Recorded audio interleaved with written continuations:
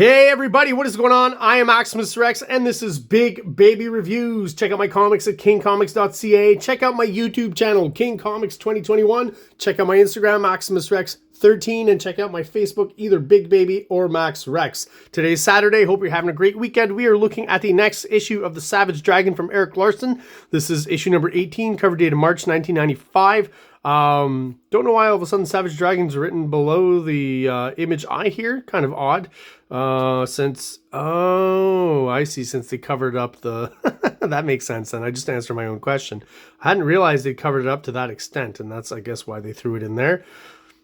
Guess it got, just noticed that. That's a funny mistake, right? I guess they got close to print and couldn't change it, so they just tacked that on a quick layer on Photoshop, and the game was played. I like how they have like this just color nipple here added in. That's pretty funny there. I do feel like the nipple might be a little bit more over here, but whatever. We're not going to get into nipple specifics. So we've got the Fiend here on the cover. Purposely, the cover is drawn to look like she's holding the Savage Dragon's severed head. Lots of blood and stuff, but that's not what's going on inside, and we're going to see inside what actually transpires when we get there.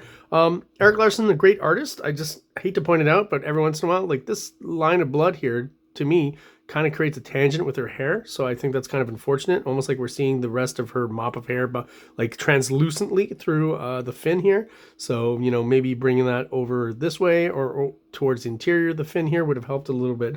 But not the end of the world. Still a pretty cool looking cover and an eye-catching image for sure. Let's have a look inside. All right, so quick recap of what's going on. Basically, you know, in the early Savage Dragon miniseries, he had a girlfriend, Debbie, over. Her mother did not approve. And from what I can tell from reading the story here is that the mother sent a guy there to kind of scare the dragon or something like that, but ended up killing Debbie and himself after that, right? So the mother's pretty pissed about that, and she's basically bonded with the Fiend, and that's what the story in this issue is going to be about. So a lot of this stuff is kind of repurposed art from past issues into a montage, which I think is clever and really well done.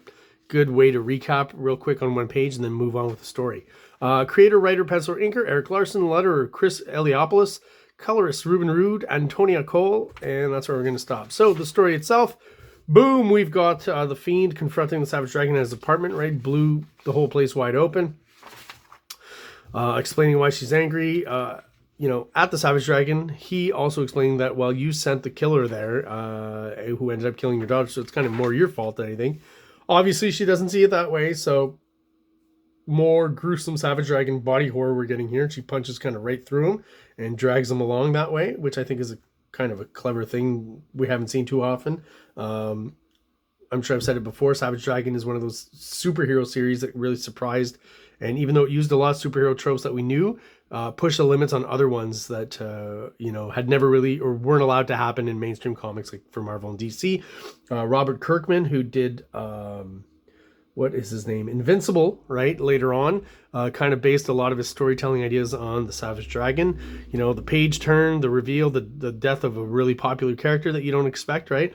All those things he kind of appreciated in Savage Dragon, he brought to Invincible. And it's also something that I definitely really appreciate within Savage Dragon. And I've read Invincible, and I kind of see the parallels there too, and do appreciate it in Invincible as well.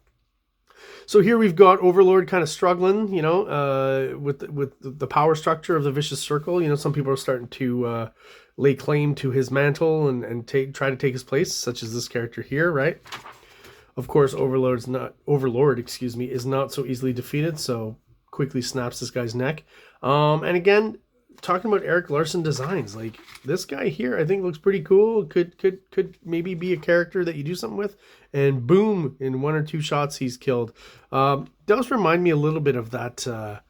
I forget his name. The character he created for Marvel in Amazing Spider-Man. He's got like an electric staff, kind of similar design. If you know his name, let me know in the comments. It escapes me right now. So back to Savage Dragon. She drops them off in what seems to be the graveyard here. Excuse me. This good use of the vertical panels, right? Just enough information for us to understand, right? That basically establishes it.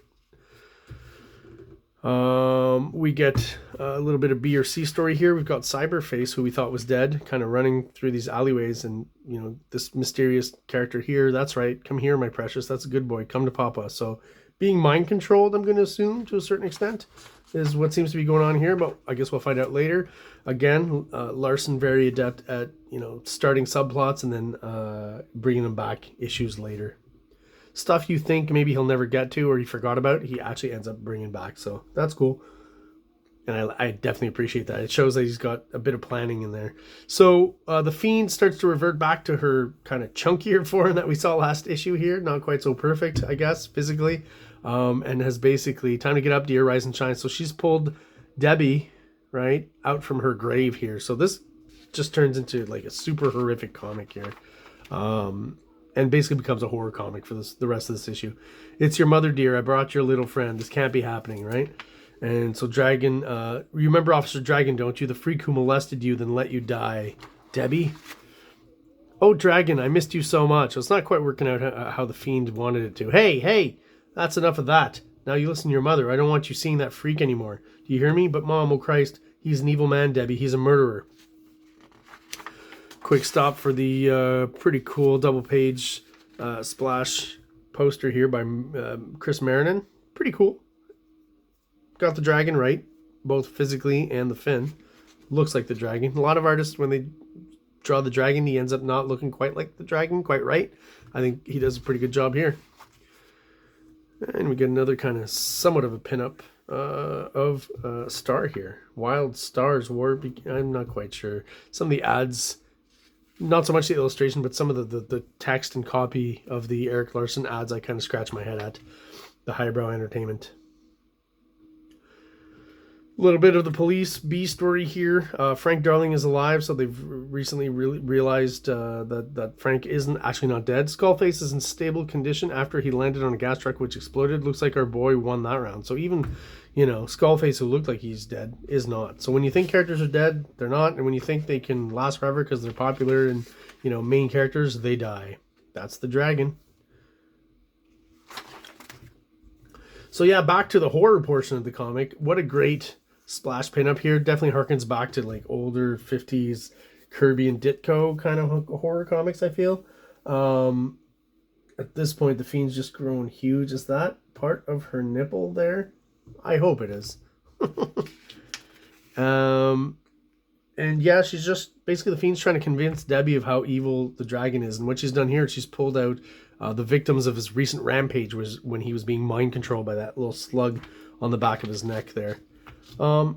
Occasionally, and I've talked about this with Rob, where sometimes I feel like Rob takes an aesthetic or a specific thing an artist does and incorporates it into his artwork, and it's a little too obvious. Sometimes I see stuff in Savage Dragon that makes me think that Larson is just trying, a finish that's similar to another artist, but it's so subtle and he works it so well into his own style that you don't notice it.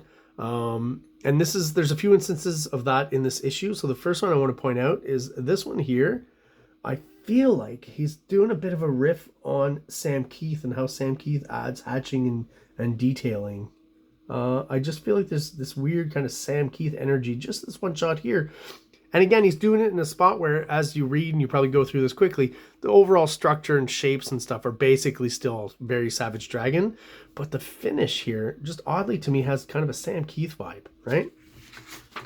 And then this shot here, where lines start getting really chunky and angular and stuff, it's almost like he's had a lot of guys from Gaijin Studios do work for him, short stories and stuff. And those guys kind of have that graphic, bold line style, kind of like Jason Pearson, right? So I feel like he's just trying it out here and doing a bit of riff of that style here. And I should point those out more when I see them, because they're interesting. And again, where Liefeld just, to me, I feel like he completely copies and slowly integrates it. I feel like Larson right away is subtle enough so it still works within the general framework of how he draws and his artwork and his aesthetic, but he's just trying something that he's seen another artist do and wondering if he can pull it off himself.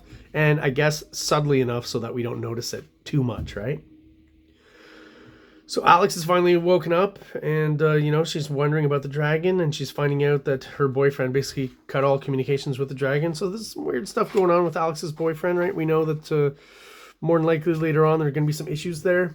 Here's another example of what I was talking about. Here I feel like, Larson's kind of doing a double lighting riff on Stephen Platt / Dale Keown is what's going on here. And even the coloring is slightly Joe Chiodo-ish in that panel, orange and blue, right? The pants and the light reflection. So yeah, the hatching that we get here, I don't feel is typically Erik Larsen hatching, although it's well integrated and works well within the artwork here. And he used it for a specific effect instead of just using it constantly as the same texture throughout all the panels and stuff. And that's why I feel it works. Here it's a lighting effect. It's not just an aesthetic that he's applying on everything. But definitely to me, this top kind of portion of his body really resembles Dale Keown, kind of Stephen Platt double lighting hatching. So Fiend is beating the crap out of Savage Dragon, right? And Debbie doesn't like it. Mom, you're hurting him. Don't. And then eventually, she's still pleading. Please, Mommy, don't hurt him anymore. I love him. Listen, dear. He's killed all these people. He let you die. He's been screwing prostitutes in his apartment. He's no damn good, Debbie. It's time you let go of him and accept that. Now, honey, what is it you want me to do with this freak? Kill him, Mommy. Kill him. That's right. That's a good girl. And that's how it ends.